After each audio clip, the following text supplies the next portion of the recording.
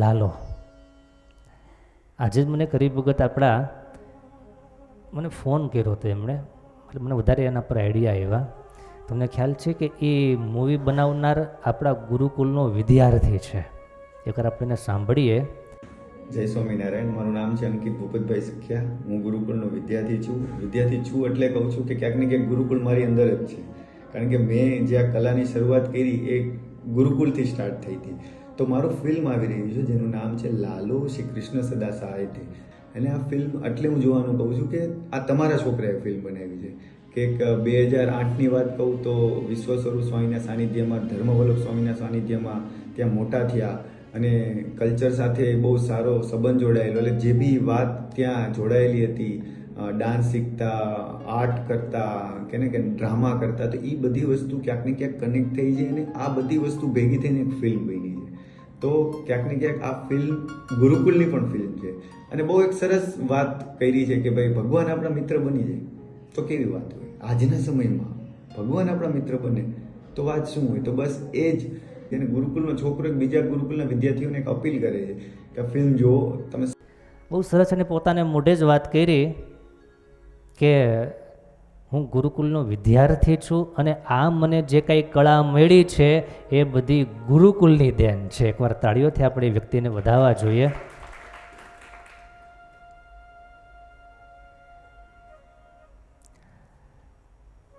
અંકિતભાઈ સખિયા છે ને, અંકિતભાઈ સખિયા.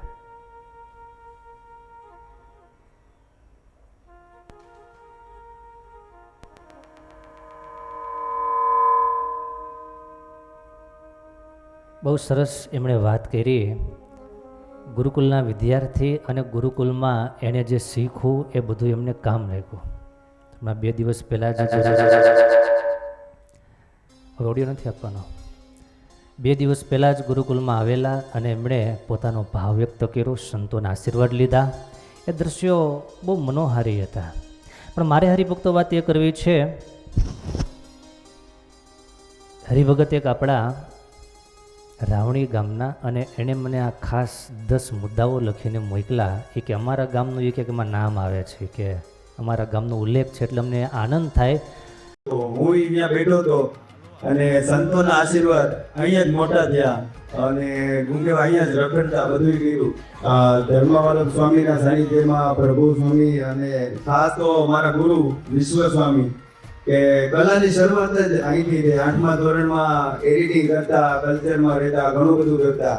આ સ્ટેજમાં કેટલા ડાન્સ કર્યા છે, નીચે કેટલું બધું કે નીચેના સ્ટેજમાં ડાન્સ કર્યા છે, છાત્રાલયમાં બહુ બધી સેવાઓ કરી. પણ 100% ગુરુકુળમાં તમે રહ્યો ને એ વાતાવરણ જ અલગ છે. એ હવે બહાર ગયા પછી આપણને ખબર પડે કે અહીંયા એક વાઇબ્રેશન તો છે જે બહાર આપણે ગોતતા હોય બહાર નથી મળતું. ભાઈ અહીંથી જ શીખાય છે. તો નાના હતા નીલકંઠ હોળીનો રોલ કરતા, ઘનશ્યામ મહારાજ બનતા, નાના ડાન્સ કરતા, નૃત્ય કરતા, પછી ડ્રામા કરતા, એન્યુઅલ ફંક્શન હોય એમાં ઘણું બધું કર્યું. પછી ધીમે કળા ખબર પડી કે આપણામાં કળા છે. એ કળા ધીમે આગળ વધી. 10 વર્ષથી ફિલ્મ ઇન્ડસ્ટ્રીમાં આપણે રાઇટિંગ ડિપાર્ટમેન્ટમાં એમાં કામ કરતા હોય. આપણે છોડ છે એણે મને માયા લગાડી રે.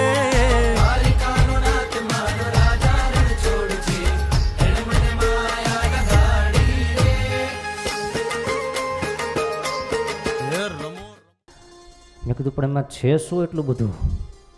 મને લખીને મોકલા 10 મુદ્દા કે આમ તો આપણે બધાએ ફિલ્મની, મૂવીની વગેરે બધી આપણે ત્યાં બહુ રીતિ હોતી નથી, એના વિશે વાતચીત વગેરે બધું. પણ આમાં મુમુક્ષુઓ જે છે, ભગવાનમાં માનનારાઓ જે છે, એને આ ફિલ્મમાં, મૂવી 10 મુદ્દાઓ કે ખાસ શીખવાડે એવા છે. એને લખ્યા, એકવાર આપણે સાંભળવા જેવા છે. આ 10 વાત આપણે કથામાં સાંભળતા જોઈએ, કથા આપણને શીખવાડતી જ હોય.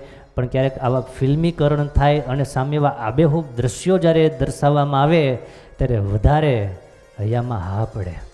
10 મુદ્દાઓ કીધા. એમાં પહેલો મુદ્દો એણે એવો કીધો કે દિલથી જેવી જાણશો તો દિલદાર માણસો સામેથી મળશે. એ ફેક માર્કી કરજો. દિલથી જેવી જાણશો તો દિલદાર માણસ કે સામેથી મળશે. કે લાલા નામનો એક માણસ એમાં છે અને એટલો બધો દિલદાર છે.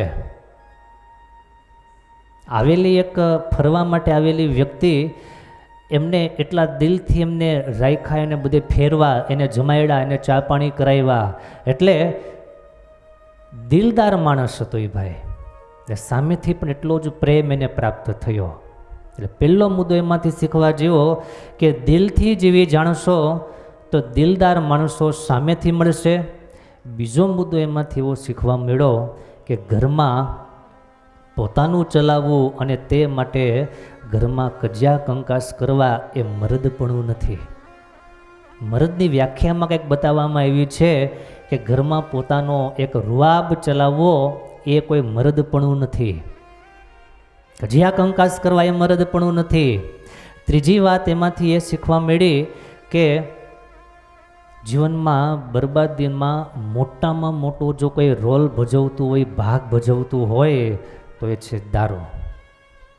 આખું જીવન બરબાદ કરી નાખે, આખું જીવન ખેદાન મેદાન થઈ જાય.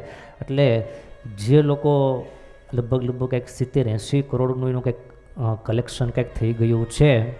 એટલે માણસો જોવા તો બહુ મોટી સંખ્યામાં જાય, પણ માત્ર ને માત્ર મનોરંજન માટે જોતા માણસો એને કારણે આ બધા મુદ્દાઓ એને ધ્યાનમાં આવતા નથી. આપણા ડાયરાઓ, આપણી સંતવાણી, આવા બધા ચિત્રકથાઓ, પટકથાઓ, આ બધોય મનોરંજન માટે હતું જ નહીં, પણ કાંઈક જીવનના ઉદ્દેશ્ય માટે, જીવનના ઉદ્ધાર માટે હતું. પણ આજે બધું જ ધીમે ધીમે મનોરંજનમય બની ગયું. એટલે એમાંથી લેવાની વાત લઈ શકાતી નથી. તો ત્રીજો મુદ્દો બતાવ્યો કે દારૂ એ બરબાદીનું સૌથી મોટું સાધન છે.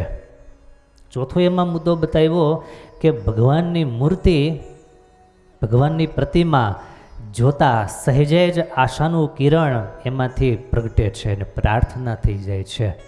ભગવાનની મૂર્તિ પૂજા શા માટે? ભગવાન તો કણ કણમાં વ્યાપ્ત છે, પણ ભગવાનની મૂર્તિ, ભગવાનની પ્રતિમા જોતાની સાથે હાથ જોડાઈ જાય, નમસ્કાર થઈ જાય. શું કામ? આપણો એને વિશે ભગવદ ભાવ કાયમને માટે જોડાયેલો છે. એટલે ભગવાનની મૂર્તિને જોઈ અને સહેજે જ પ્રાર્થના થઈ જાય અને એવા સંકટના સમયમાં એ જ પ્રાર્થના કામ લાગી જાય છે. ત્યારબાદ આગળનો એક મુદ્દો બતાવવામાં આવ્યો કે સારા પાડોશી સગા ભાઈ જેટલા જ મહત્વપૂર્ણ છે. એમાં કંઈ આવતું હોય છે પાડોશીનું પાત્ર, એટલે મુદ્દો આપ્યો કે સારા પાડોશી છે એ સગા ભાઈ જેટલા જ મહત્વપૂર્ણ છે. માટે સારા પાડોશી આપણે થઈએ એટલે એનો અર્થ શું થયો? ઓટોમેટિક સારા પાડોશી આપણને મળી જાય. આપણે સારા પાડોશી બનીએ એટલે આપણને સારા પાડોશી જ મળે. આ પાક્કું છે. એક જગ્યાએ એક ભાઈ સામાન ફેરવતા હતા, ટેમ્પો ભરાતો હતો. બાજુવાળા જે હતા એ ડોક્યું કાઢીને બહાર ઊભા હતા.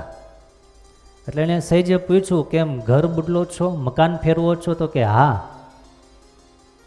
મકાન ફેરવતા હતા એમણે કીધું કે અમને હવે હારા પાડોશી મળે ને નવી જગ્યાએ જાય એટલે ઓલાએ એટલી જ વાત કરી. હા, એ વાત બરાબર છે, અહીંયા તે મારે હારા નવા પાડોશી આવે ને.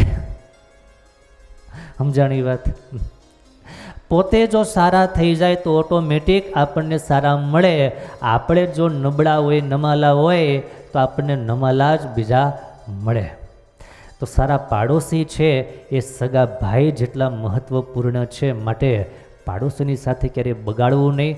પાડોશીને જરૂર પડે ત્યારે આપણે હાજર રહેવું, ઊભા રહીએ, મદદરૂપ થઈએ. અને એમાંથી આગળનો એક મુદ્દો શીખવા જેવો એ મળ્યો કે જીવનમાં કરેલી ઈશ્વર આરાધના ક્યારેય પણ ફોગટ જાતી નથી. બાળપણમાં પણ જે કંઈ સારા કામ કર્યા હોય, ભગવાનની ભક્તિ કરી હોય, એ ક્યારેય ફોગટ જાતી નથી. અને બાળપણમાં પડેલા ભક્તિના સંસ્કાર જીવનમાં કામ તો આવે જ છે. સારા સંસ્કારો જો જીવનમાં આવેલા હોય, ભગવાનની ભક્તિ અને ભગવાનનું ક્યાંક ને ક્યાંક ટચ થઈ ગયેલો હોય, ક્યાંક ભગવાનનો સંબંધ થયેલો હોય તો ક્યારેક તો એ કામ આવે જ છે. ત્યારબાદ એક મુદ્દો આપ્યો કે ભગવાનને એ વાત કહેવાનો મોકો નહીં આપતા કે હવે બધા યાદ આવ્યા, જ્યારે ખોટા કામ કરતો હતો ત્યારે કેમ વિચાર નહોતો આવ્યો, ભલા થઈને આપણું એવું જીવન નહીં જીવતા, ભગવાનને એ કહેવાનો મોકો આપણે નહીં આપતા કે હવે યાદ આવ્યા. સ્ત્રી, પુત્ર, પરિવાર, સ્વજનો, ભગવાન એ બધાએ હવે યાદ આવ્યા. જ્યારે ભૂલ ઉપર ભૂલ કરતો હતો ત્યારે વિચાર કેમ નહોતો? માટે એવું ક્યારે જીવન ન જીવીએ. અને ત્યાર પછી એક મુદ્દો એમાં સમજાવવામાં આવ્યો કે જીવનમાં કોઈ બહુ પ્રેમથી સમજાવે ત્યારે પ્રેમથી સમજી જવું, પછી હેરાન થઈને સમજવામાં મજા નથી. કોક આપણને માથે હાથ મૂકીને સમજાવનારું હોય, કોક આપણને પોતાના માની અને આપણને કદાચ બે કડવા શબ્દ કોઈ કહી દેનારું હોય ત્યારે સમજી જવું, પછી હેરાન થઈને સમજવામાં મજા નથી. સમજવું તો પડશે જ એક દિવસ, પણ તે દિવસે મોડું બહુ થઈ ગયું છે, હેરાન બહુ થવું પડ્યું હોય છે, પછી સમજવામાં કોઈ મજા નથી. માટે પ્રેમથી સમજાવે ત્યારે સમજી જવું. ત્યાર પછી એક મુદ્દો, ભગવાનને સારા સજ્જન વ્યક્તિને જીવનમાં ભાઈબંધ બાંધવા. ભગવાનને અને સારા સજ્જન વ્યક્તિઓ હોય એવા સારા મિત્રો કરવા, એવા સારા ભાઈબંધ કરવા. હાવ નકામા અને હાવ કુસંગી, હાવ પાપના માર્ગે ચાલનારા એવાઓની ભાઈબંધાઈ થાય. તમે લાખ હોનાના હો પણ તમને કથિરના થતાં વાર લાગે નહીં. શું? તમે હારામાં હારાવો પણ ભાઈબંધાઈ જો બગડે, સંગ દોષ જેટલો બગડે, સંગ જેટલો ખરાબ થાય એટલું તમારું જીવન ખરાબ થવાનું અને થવાનું. ભાઈબંધ સારા હોય, મિત્ર સારા હોય, સજ્જન વ્યક્તિની મિત્રતા એ આપણને સારા માર્ગ ઉપર લઈ જાય છે. ત્યારબાદ બે મુદ્દાઓ કીધા કે ભગવાન એકવાર મુશ્કેલીમાંથી બહાર કાઢે, પરંતુ માણસનું મન જો પાપમાંથી બહાર નીકળે નહીં ત્યાં સુધી માણસ દુઃખમાંથી બહાર નીકળી શકતો નથી. એકવાર ભગવાન આપણા પર દયા કરી, અનુકંપા કરી અને આપણે દુઃખથી બહાર કાઢી નાખે છે, પણ માણસના મનમાં જો પાપ પડેલું હોય અને મનમાંથી પાપ બહાર નીકળે નહીં ત્યાં સુધી માણસ પોતે દુઃખથી બહાર નીકળી શકતો નથી. અને છેલ્લી એક વાત એમાં આવી હતી, એકવાર તમે ભગવાનને અપનાવી લ્યો અને ભગવાન તમને અપનાવી લે એટલે પછી બધા જ રસ્તાઓ એ ક્લિયર કરી નાખે છે. આ 10 મુદ્દાઓ હતા. આસ્તિક જે સમાજ છે, ભગવાનમાં માનનારો સમાજ છે, એમને આ 10 પ્રેરણાઓ આ એક ચિત્રકથામાંથી સમજવા મળે છે, શીખવા. અને તમારામાંથી કેટલાક જોઈ આંગળી ઊંચી કરો તો? અરે વાહ, ઓહો, કહેવું પડે હો બાકી. અચ્છા, હવે મારે તમને સવાલ કરવો છે. તમે એટલા બધા જોઈ આવ્યા, પણ આમાં આવું ક્યારે તમે વિચાર કર્યો તો ખરો? તમે જોયું તો કેટલું જોયું, એમાં તમે લીધું તો કેટલું લીધું, સારું કેટલુંક એમાંથી તમે ગ્રહણ કર્યું, સ્વીકાર કર્યો, એટલી જ એની સફળતા છે. બાકી બનાવનારા જે બનાવતા હોય તેમાંથી આપણે શું લેવું છે, આપણા કામનું શું છે એ આપણે શીખવું છે. એના એ મૂવી છે, એમાંથી સમાજ વ્યસનના માર્ગે ચડે છે, એમાંથી સમાજ ફેશનના માર્ગે ચડે છે, એમાંથી સમાજ ક્રાઇમના માર્ગે ચડે છે. નથી આવતું ઘણીવાર પેપરમાં કે ફિલ્મ સ્ટાઇલથી એને ચોરી કરી, ફિલ્મ સ્ટાઇલથી ક્રાઇમ કર્યો અને પછી પોલીસે પણ એવી રીતના જ એને પકડ્યા. તો આ બધું જોઈ અને એક વર્ગ ન શીખવાનું શીખે છે અને બહુ ઓછો એવો વર્ગ છે એમાંથી સારી પ્રેરણાઓ, એમાંથી લેવા જેવી જીવન ઉપયોગી 2-5 વાતો એમાંથી શીખીને જાય એવા બહુ ઓછા માણસો હોય છે. તો એટલા માટે આ થોડી વાત આજે મેં તમને કરી કે ભગવાનના હોવાને નાતે આ 10 મુદ્દાઓ કદાચ યાદ ન રહીએ તો વારે વારે પણ સાંભળજો, સમજજો, સ્વીકારજો. કારણ કે આવું સારી વસ્તુઓ વારે વારે જોવા ન મળે. બાકી નબળું જાજુ હોય, સારું ઓછું હોય. આ એક એવું ચલચિત્ર છે કે એમાં સારું વધારે જોવા મળે છે, કે જેમાંથી જીવનની સારી પ્રેરણાઓ પ્રાપ્ત થાય એવી સારી વસ્તુઓ. સત્સંગ પણ આપણને આ શીખવાડે છે, પણ જો આપણે શીખીએ તો આવી બધી વાત ભગવાનના આપણે હોઈએ, ભગવાનના હોવાને નાતે અહીંયા પ્રેમાનંદ સ્વામી લખે, પુરુષોત્તમ